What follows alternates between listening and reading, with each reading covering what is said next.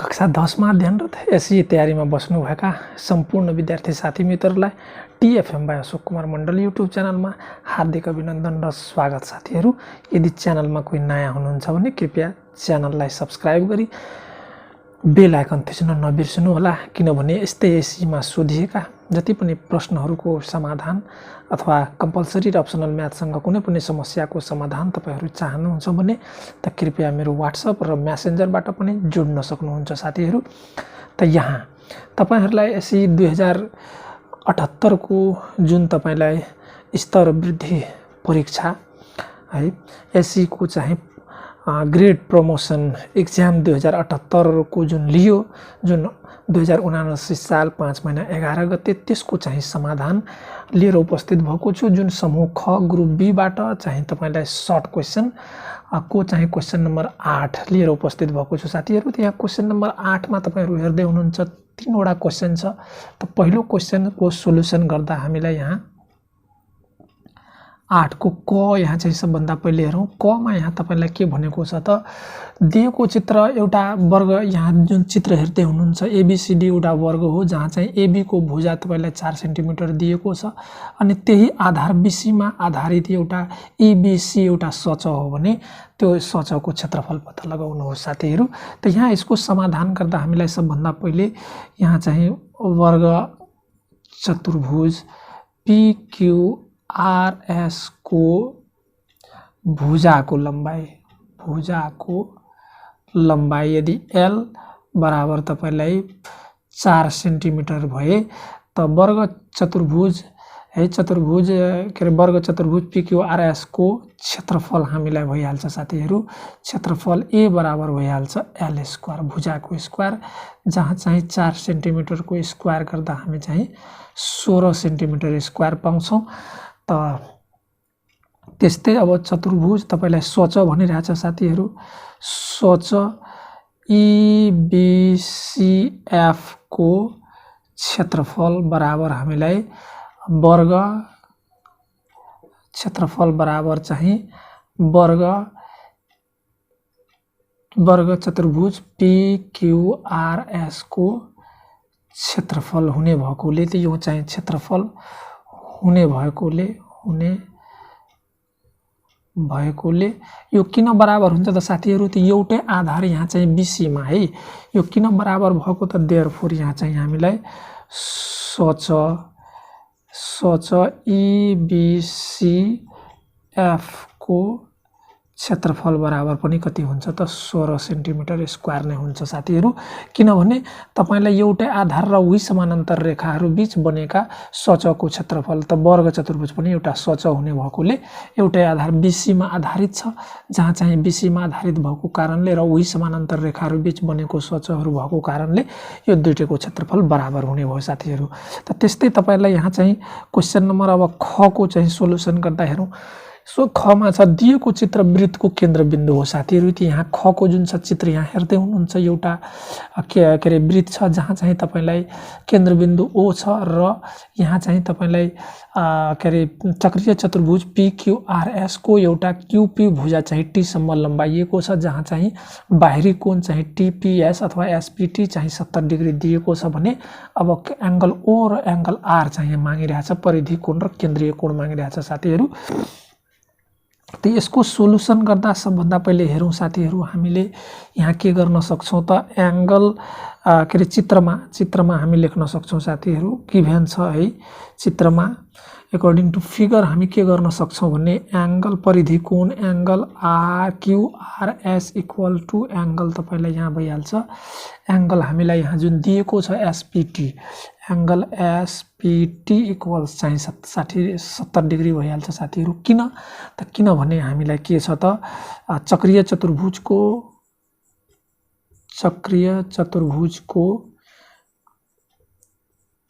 कुनै भुजा लम्ब्याउँदा बन्ने बाहिरी कोण र भित्री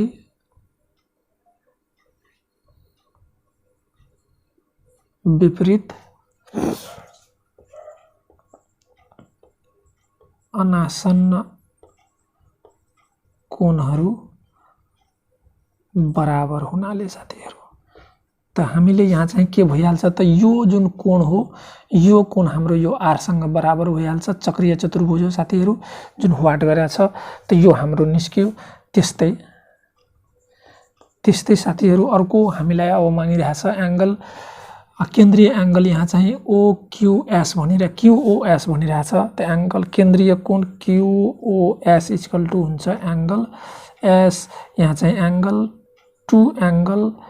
QRS यो चाहिँ के भयो त साथीहरु किन त यो चाहिँ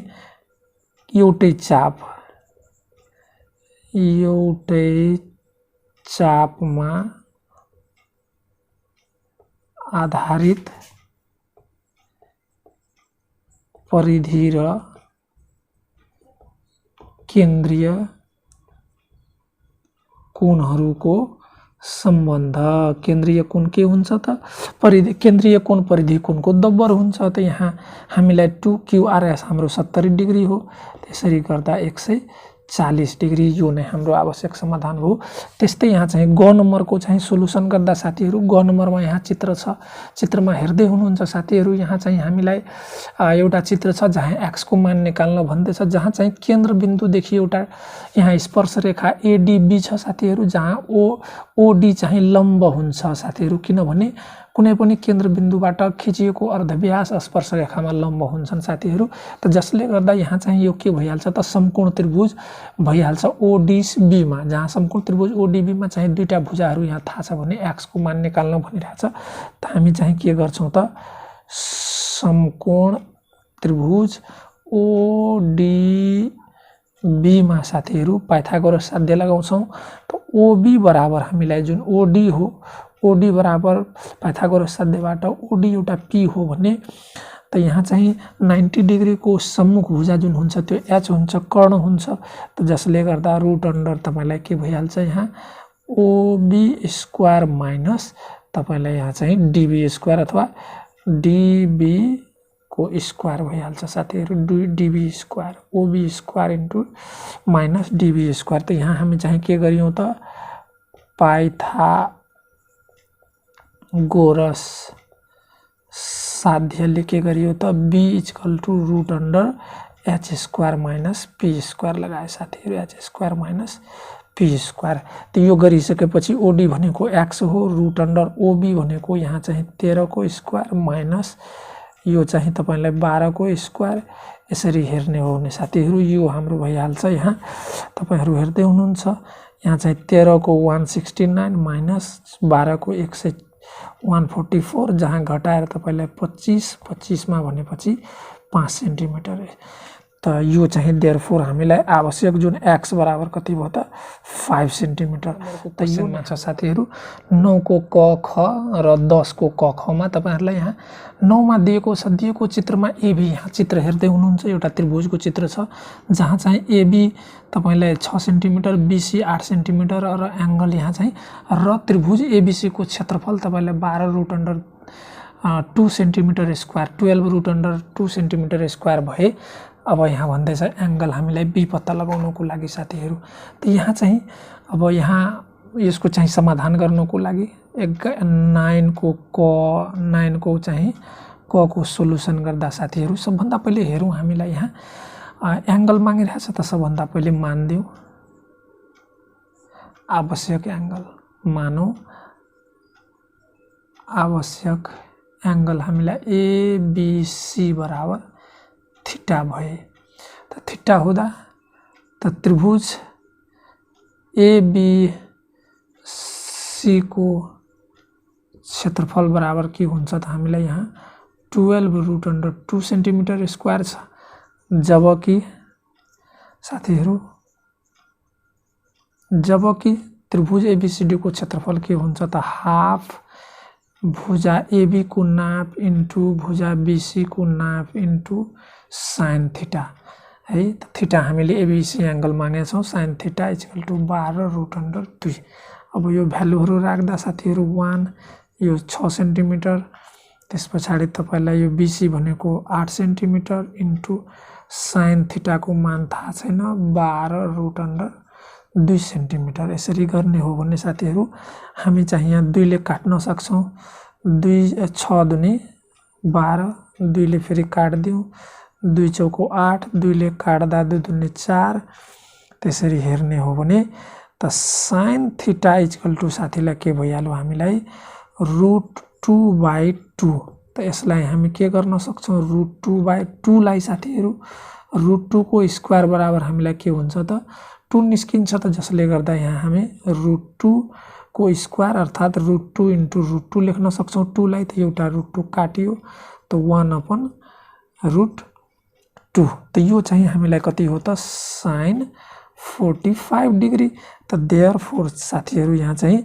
अब यहाँ हामीलाई sine theta equal to sine यहाँ sine theta equal sine 45 degree हो त देयरफोर थीटा इक्वल टु हामीलाई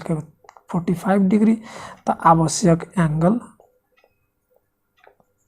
आवश्यक कोण ABC इक्वल टु हामीलाई कति भयो 45 डिग्री साथीहरु त यो भयो क्वेशन नम्बर क को त्यस्तै ख को सोलुसन गर्दा साथीहरु ख मा हामीलाई भनिरहेछ एउटा अविच्छिन्न श्रेणी छ साथीहरु जसको चाहिँ समेसन FM बराबर दिएको छ अनि यहाँ k को मध्यक पनि दिएको छ त सूत्रबाट हामीलाई के हुन्छ मध्यक x बार बराबर के हुन्छ त साथीहरु summation FM by summation f है त समेसन f लाई हामी n पनि भन्न सक्छौं त यहाँ समेसन f दिएको कारणले हामी n लेख्दैन त समेसन यो चाहिँ 4 दिएको छ त समेसन fm भनेको तपाईले 20 प्लस यहाँ 4k बाइ तपाईलाई यहाँ चाहिँ समेसन f भनेको 8 हो त्यसरी हेर्नु 8 चौको 32 32 माइनस 20 इक्वल्स टु 4k त्यसरी हेर्ने हो भने यहाँ हामीलाई 12 12 बराबर 4k 4 ले काट्दा 4 थिया 12 देयरफोर k इक्वल्स हामीलाई 4 भयो साथीहरु त के क्वेशन गर्दा साथीहरु यहाँ चाहिँ सोलुसन हामीलाई हेरौं त 10 को क मा के छ 8 देखि 18 सम्म लेखिएका संख्या पत्तीहरुबाट नहेरिकन एउटा पत्ती थुत्दा 7 अथवा 9 ले निशेष भाग जाने त सबभन्दा पहिले 10 के रे 8 देखि 10 सम्म लेखिएको संख्या पत्तीहरुको त समूह त यसको चाहिँ हामी चाहिँ सबभन्दा पहिले यसलाई हामी के गर्न सक्छौं यहाँ यसको चाहिँ नमुना क्षेत्र साथीहरु 8 देखि 18 सम्मको त नमुना क्षेत्र हामी नमुना क्षेत्र जसलाई हामी s ले जनाउँछौं त s इक्वल टु के भयो त 8 देखि 18 सम्म त्यसलाई लेखिहालौं साथीहरु हामी यसरी पनि गर्न सक्छौं 8 9 10 11 12 13 14 15 16 17 18 त यो लेखिहाल्दा हामीलाई के हुन्छ भन्ने साथीहरु त तपाईलाई यहाँ चाहिँ हामीलाई गल्ती हुने चान्सेस कम रहन्छ त देयरफोर ns यसको गरौं त 1 2 3 4 5 6 7 8 9 10 11 भयो साथीहरु 11 भयो त्यसपछि अब भनिरहेछ तपाईलाई 8 देखि 10 सम्ममा 7 ले निशेष भाग जाने त सबभन्दा पहिले तपाईलाई 7 ले निशेष भाग जाने संख्याहरु त 7 ले निशेष भाग जाने संख्याहरुलाई यदि हामी a ले जनायौं भने साथीहरु के हुन्छ त 7 ले निशेष भाग जाने संख्याहरुलाई a ले जनाए मान दिएको छु त 7 ले हामीलाई चाहिँ यहाँ यो के 8 देखि छ त 7 दुनी 14 अनि के रे 7 दुनी 14 7 21 यहाँ आउँदैन 14 आयो त देयरफोर साथीहरु त यहाँ हामी a ले 7 ले निशेष भाग जाने संख्यालाई a मानेछौं त n a इक्वल टु हामीलाई 1 भइहाल्यो त्यस्तै तपाईलाई अब भनिरहेछ यहाँ 9 ले त 9 ले निशेष भाग जाने संख्याहरुको समूह यदि b हामी मानियौं भने त 9 ले भाग जाने के भयो त 9 भयो 9 दुनी 18 हामीलाई 2 वटा भयो साथीहरु त देयरफोर हामीलाई nb हेर्नुहुन्छ भने हामीलाई के भइहाल्यो त यहाँ 2 भइहाल्यो त अब हामीलाई के भनिरहेछ त सम्भाव्यता के 9 र हामीलाई के रे 9 अथवा 9 7 अथवा 9 ले निशेष भाग जाने संख्याहरुको सम्भाव्यता त प्रोबेबिलिटी अफ साथीहरु सम्भाव्यता हामीलाई a यहाँ हामी 9 ले र 7 ले भनेको छ त a र b मानेछौं त a वा b बराबर हामीलाई के हुन्छ त प्रोबेबिलिटी अफ त यसलाई चाहिँ n त यहाँ चाहिँ हामी के लेख्न सक्छौं n a NA by NS plus NB by NS साथीहरू। त यहाँ चाहिँ हेरौँ NA भनेको हामीलाई 1/1 यहाँ चाहिँ NS भनेको 11 प्लस त्यस पछाडि तपाईलाई NB भनेको 2 अनि त्यस पछाडि हामीलाई यहाँ NS 11 हो। त दुईटैको अथवा छ, अथवामा जोड त्यसरी हेर्ने हो भने 11 लसलिँदा साथीहरू हामीलाई यहाँ 1 + 2 अर्थात् 3/, चाहिँ हामीलाई कति आयो त 11। त यो हाम्रो के हो तपाईलाई आवश्यक समाधान यही भन्दैछ हामीलाई साथीहरू। त यो भयो क्वेशन नम्बर 9 को चाहिँ 10 को चाहिँ क। त्यस्तै तपाईलाई ख मा साथीहरू यहाँ चाहिँ ख को चाहिँ सोलुसन गर्दा 10 को ख को सोलुसन गर्दा त ख मा हामीलाई हेरौँ एउटा बाकस छ जसमा चाहिँ मानौ यहाँ 5 वटा रातो भन्दैछ साथीहरू। त यहाँ चाहिँ रातोलाई मानौ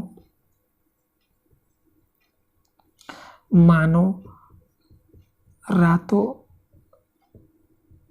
बललाई R ले र तपाईलाई यहाँ सेतोलाई